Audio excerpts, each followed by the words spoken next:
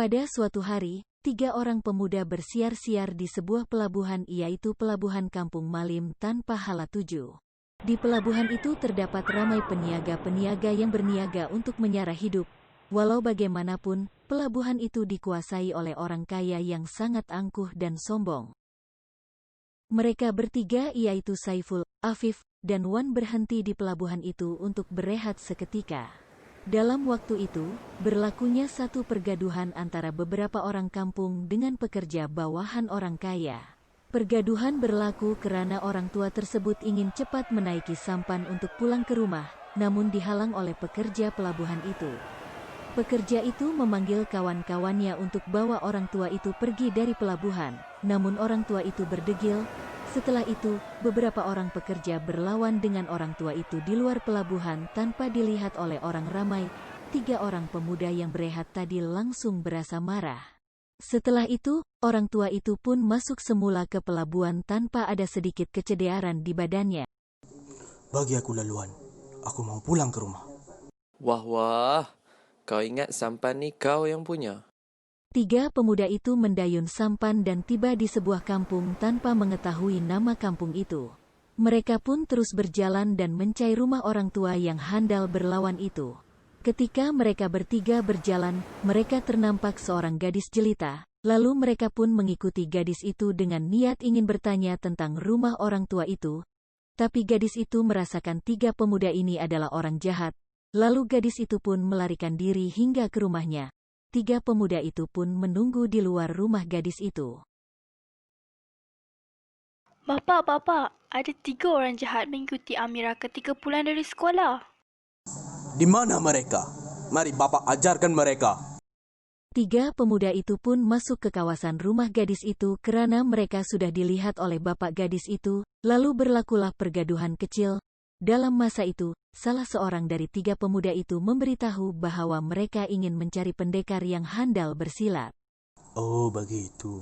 Pakciklah Wak Malim yang mengajar silat di kampung ini. Oh, begitu. Aku ingatkan rumahnya jauh lagi. Dah sampai. Alhamdulillah. 3 pemuda itu pun dijemput untuk naik ke rumah Wak Malim, lalu disediakan makan dan minum serta bilik untuk tidur. Namun anak Wak Malim sangat benci terhadap 3 pemuda itu, sedangkan mereka adalah orang baik. Mak, tengok bapa tu. Bawa masuk orang yang tidak kita kenali ke rumah kita. Sabar, nak.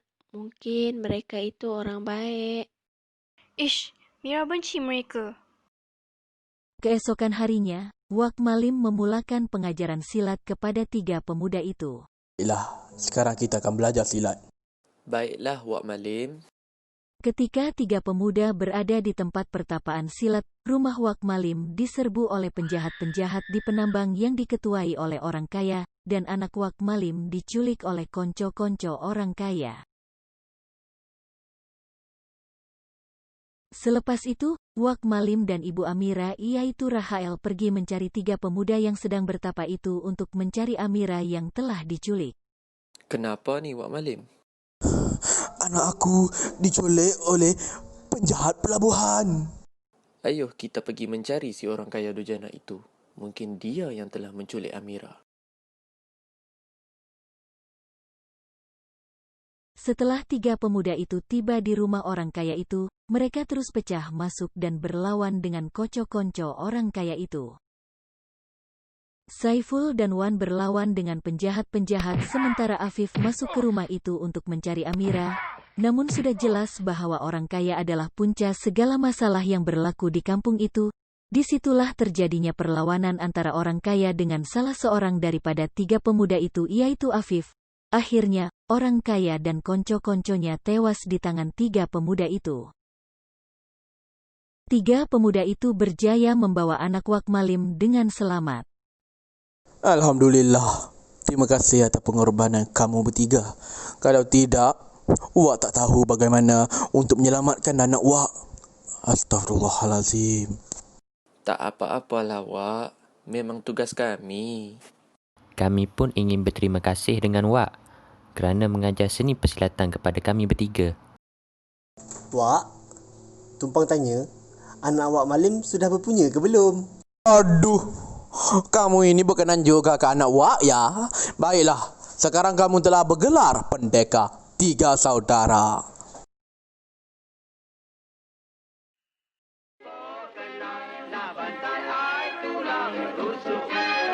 Jalanlah